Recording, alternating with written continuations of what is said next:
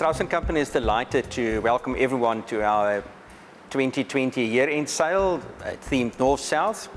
It's a sale that is special in many aspects. It's not only the largest sale that we've ever endeavored to get involved in, but it also will be the largest live online sale, I think, that has happened to date. 2020 has been a year of many challenges, and it was so for Strauss Co as well. But we are very grateful to say that it's been an exceptionally good year for us. We really innovated significantly. We utilized technology to bring art to the South African collecting public, and we are very, very fortunate to be able to say that we've enjoyed very significant support during the year.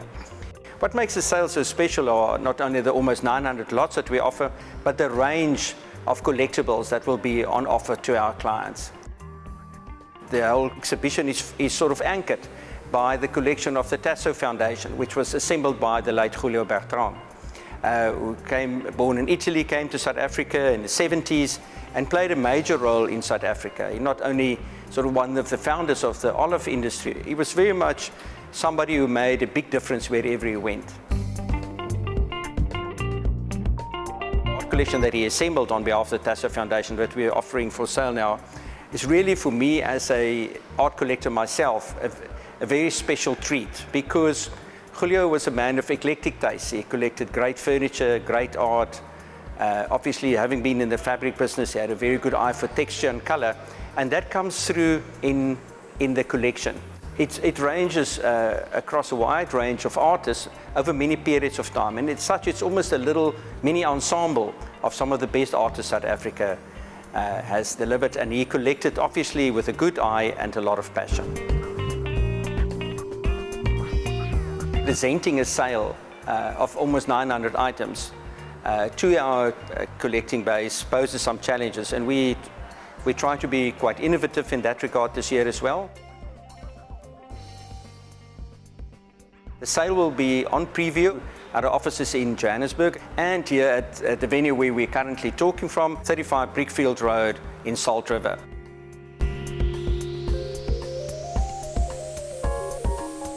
In order to give our collectors a sense of what these works would look like at home, we've created these rooms within the open space where we try and combine artworks with collectibles, furniture. We not only allow you to get a sense of what it looked like in your own home, it also enables us to show how incredible these works of art look together. And when they are presented like this, it's really a celebration of craftsmanship and creativity, and I think it's just a joy to behold.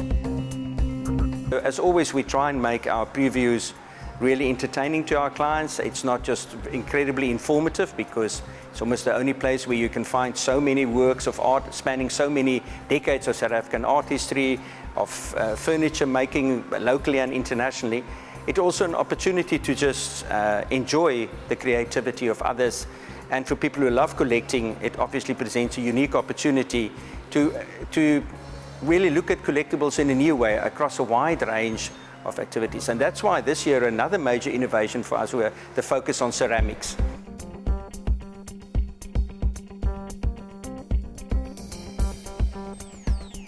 We are delighted to present at this show most probably the most extensive collection of ceramic works by the top South African ceramic artists. With an auction of this scale, there are obviously a very significant number of works by the top artists in South Africa that are presented, and it's always extremely difficult to select your most favorite work on the show. But one of the works that really fascinates me is this work of Eric Loubser on the right. It is most probably to a lot of us instantly recognizable as the Eric Loubser if we look at the colors and the sort of bold, almost hard-edged structures that's contained in the painting. But it's very seldom that we actually find an Eric Loubser painting with so much social commentary in it. And this is a painting about District 6 and the disappearance of District 6 at the time.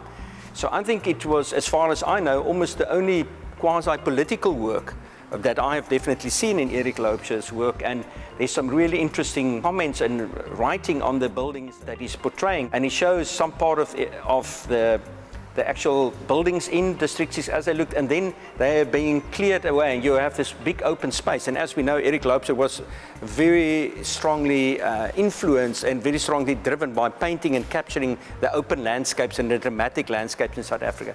So here you have, I think, a very dramatic painting with a very unusual twist, which I believe should do exceptionally well on auction. We have a number of Walter Batteses on the show, from his earliest works to very late works. And it is interesting putting them together like this, and the very structural earlier works and the marketplaces in Africa that he portrayed. It's a fantastic opportunity for any collector that's interested in Walter Battes to come and have a look at the range of his works. A artist that we don't feature that often on auction is the work behind me from Eric Simons, which was a South African that now lives in New Zealand. And I think this is a particularly good large-scale example of his work.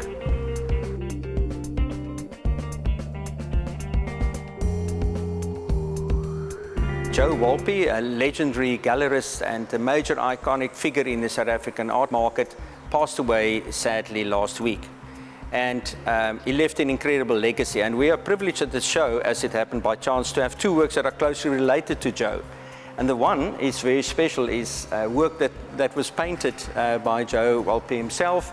It's called Highway Dream, a very nice abstract work, sort of almost a bit of a dreamscape in a certain sense that reminds me a bit of the works of Portway and such at the time.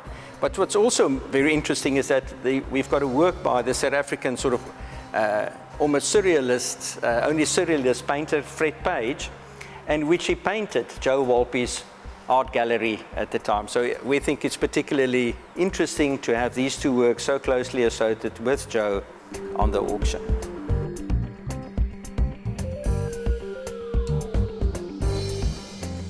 A special feature of our North-South auction is a selection of works from the most famous and most renowned wildlife sculptor, Dylan Lewis. We have an exceptional range of works of his primarily focused on the cats that he has been sculpting with so much passion, over the last 2-3 decades, I think. And a number of examples are presented here. Both maquettes and full-size works give people a strong sense of his work and his aesthetic and the driving force in capturing the essence of the animals in nature. What a lot of people do not know, though, is that he also ventured into furniture making at one point in time, and we have a very special display cabinet that Dylan made years ago. Unfortunately, I don't think he does these things anymore, which makes it, in my opinion, it's not only beautiful, but it's also very rare and highly collectible, I believe.